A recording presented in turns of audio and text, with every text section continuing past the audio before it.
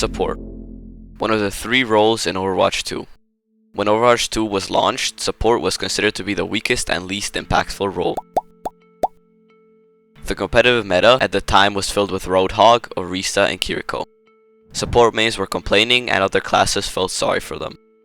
But slowly and surely over time, they started to get stronger and stronger, buff after buff. The first buff that a support got was Ana. Her healing and damage were increased from 70 to 75 and her biotic grenade got an increased duration. That made her way better offensively because she could now 2-shot 150 health heroes like D.Va and Tracer. Kiriko also got a rework that patch. Her ultimate got nerfed, her damage output and protection Suzu got a buff. Mercy also got a minor buff to her pistol.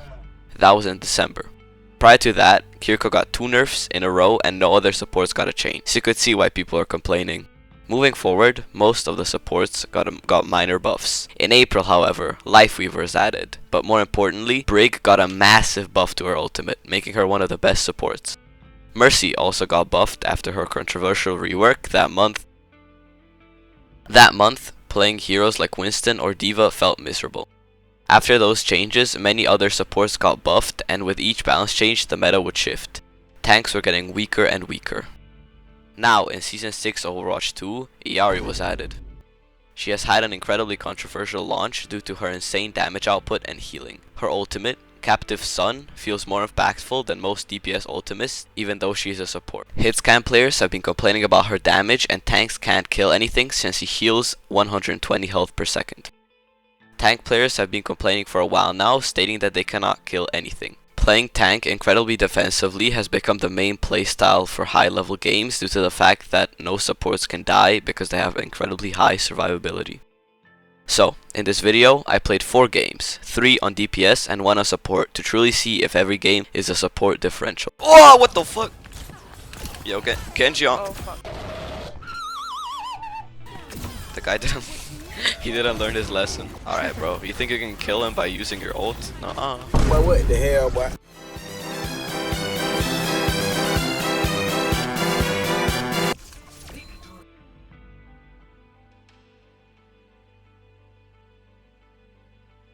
Alright, so for the first DPS game, I played Genji on New Queen Street. I think I played fairly well, getting multiple high kill Dragon Blades, diving the supports, and disrupting their team play. After all of that, we lost due to our Illari not having eyes and our Mercy pistoling for half the game. I skip it over this one since it's a snooze fest, so for now, support gap theory is 1-0. Second game was on Junkertown. I started as a soldier, then swapped. And swapped. And swapped. Until I landed on Bastion, which I played for the rest of the game. The reason I picked him is because Zarya is weak against him, so I proceeded to bully the enemy tank for the rest of the game. I got nanoed twice even though we had a Genji. What the fuck? Okay, that's cool. I also got a random triple kill.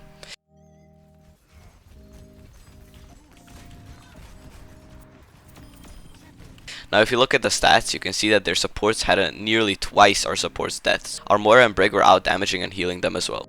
Support gap theory goes up by 1. Now it's at 2-0. Third game was on Shambali Monastery.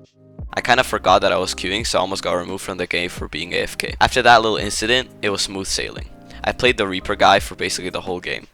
Even though I didn't do anything too flashy, we still managed to win. The main reason that we won though, is the fact that they were playing incredibly scattered.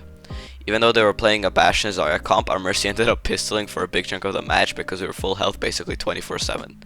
So I must say that it's 3-1 since supports didn't really matter that game. Fourth game was on Blizzard World.